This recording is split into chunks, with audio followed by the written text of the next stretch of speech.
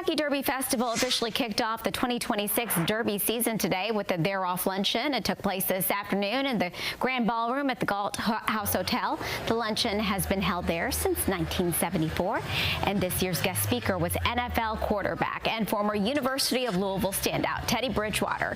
He joins a long list of sports legends who have entertained their off-luncheon audiences, including Pat Kelsey, Denny Crum, Rick Pitino, Magic Johnson, Terry Bradshaw, and many more.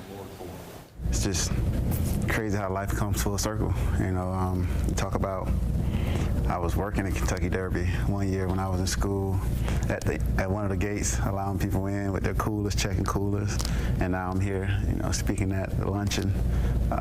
Just excited to be back. I'm excited to be back in the Ville, see some familiar faces.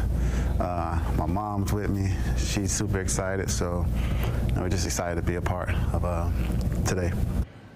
But a full circle moment for him. The They're Off Luncheon is the second oldest event of the Kentucky Derby Festival schedule, behind only the Pegasus Parade.